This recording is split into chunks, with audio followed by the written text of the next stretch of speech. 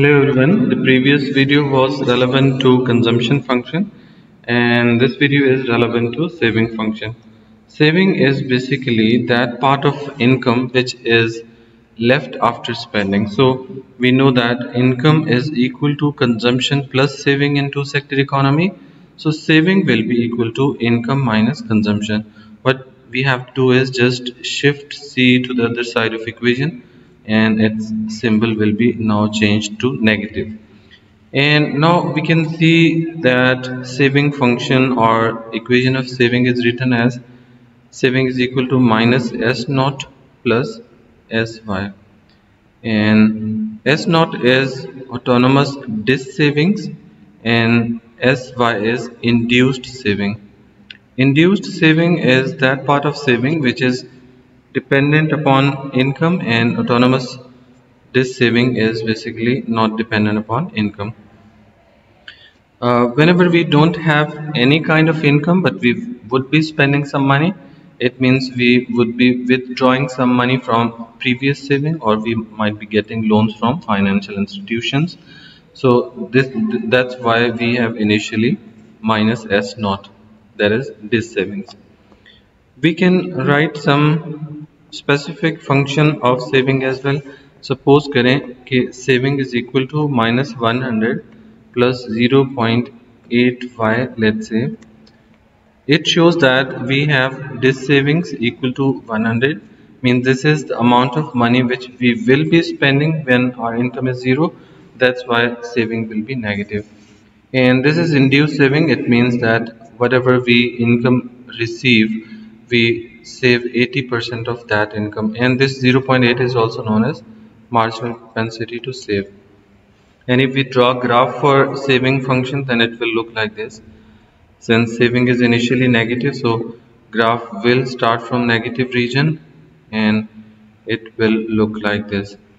So this is saving function. We have saving on y-axis, this is income, and this is disk savings. This area is disk savings or negative savings. At this point saving is equal to 0, and in this region saving is positive. We are saving some money. Okay, so it means that in this area, let's say this is area A and this is point B, let's say, and this is point C. In area A, consumption will be greater than income, and in area B, where saving is equal to 0, it means consumption will be equal to income. So whatever we earn, we consume all of our income, so saving will be 0. But in area C, saving is positive, means we will be consuming lesser than our income, so consumption is less than income. Then comes different concepts relevant to saving. The first one is average propensity to save. It is the ratio between saving and income, means saving divided by income, S over Y. We can write complete function of saving, that is minus S naught plus SY as well, and divided by Y. We can further translate it into minus S naught over Y plus SY over Y.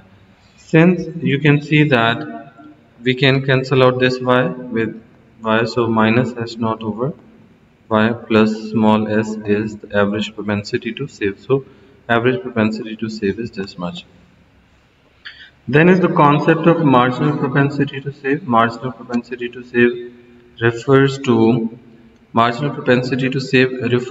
the additional saving made out of additional income earned by an individual. For example, marginal propensity to save can be calculated using formula, that is marginal propensity to save is equal to change in saving over change in income.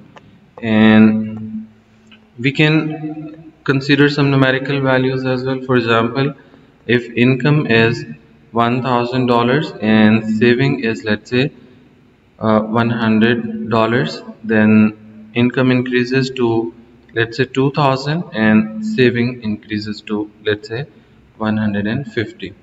So marginal propensity to save will be change in saving over change in income. So in this scenario, change in saving is 150 minus 50, 150.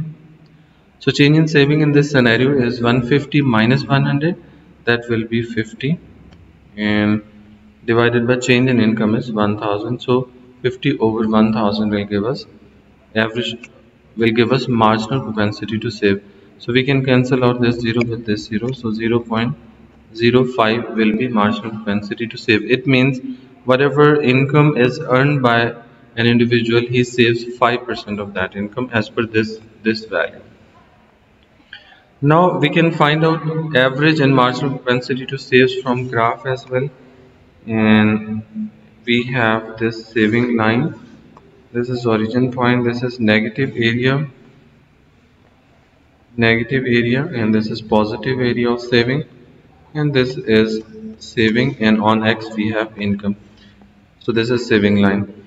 At a certain point, let's say at point A, we can find out the value of income. Suppose this is Y1 and this is point O.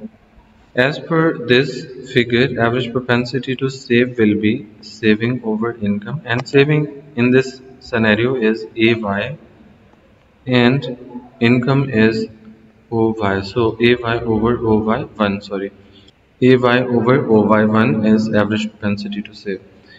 And for marginal propensity to save, we need change in saving. Marginal propensity to save is calculated as change in saving over change in income. So to find out change, we need 2 points along the saving function. Let's say this is point B, and